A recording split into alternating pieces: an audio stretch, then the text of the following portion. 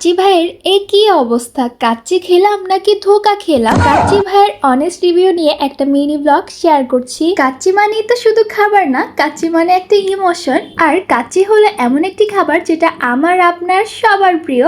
আজকে ফুড পান্ডাতে কাচ্চি ভাই থেকে অর্ডার করলাম টোটাল 4 প্লেট কাচ্চি, 2টা বোরহানি। টোটাল বিল এসেছে 1510 টাকা। কিছুক্ষণ অপেক্ষা করার পরেই আমার কাচ্চি চলে এসেছে। তো ডেলিভারি ম্যান থেকে পিক করে নিলাম। এখন আমি জলদি করে আনবক্সিং করে নিচ্ছি। আমি তো খুবই এক্সাইটেড। কাচ্চির প্যাকেটেও শুধু কাপল আর কাপল, আমি আর তুমিই শুধু সিঙ্গেল।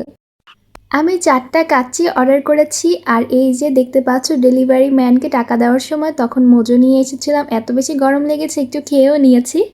আর কাচ্চি ভাই থেকেই 2টা বোরহানি অর্ডার করেছি, যেটা আমার আগেও অনেকবার ট্রাই করা হয়েছে আর ভালো লেগেছে। প্যাকেটটা খুললাম, দেখতে পাচ্ছ ধোয়া ওঠা কাচ্চি আর স্মেলটা দারুণ।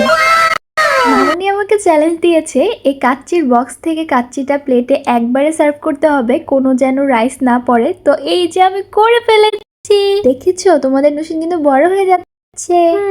এখন দেখি ভিতরে কি অবস্থা। মিট আছে 2টা, একটা হলো হাড্ডি আর আরেকটা শক্ত মাংস। কাচ্চি ভাইতে সবসময় 1 পিস আলুই দেয়, বাট এটার সাথে একটা হাফ বোনাস আলুও পেয়েছি। খুশি হওয়ার কিছুই নেই, 2টাই অনেক বেশি শক্ত, বলতে গেলে সেদ্ধই হয়নি। আর ভাই বোনাস মাংস না দিয়ে বোনাস আলু দিলে। আমি রাইসটা টেস্ট করে দেখলাম, আর রাইসটা খুবই মজা, ফ্লেভারফুল আর একদম ঝরঝরে।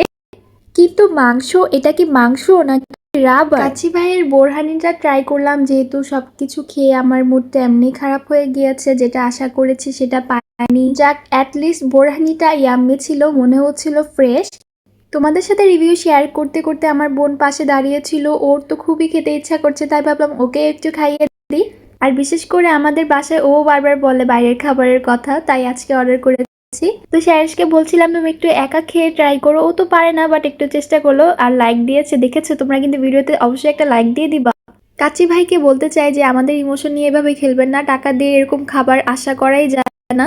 নেক্সট টাইম আশা করি আলু আর মাংসটা ভালোভাবে সিদ্ধ করবেন। আমার পুরো টাকাটাই জলে গেল, এর থেকে বাসায় কাচ্চি রান্না করলে আরো বেশি ভালো হতো। তো গাইস, আপনাদের সাথে কি এমন হয়েছে কমেন্টে কিন্তু আমাকে অবশ্যই জানাবেন।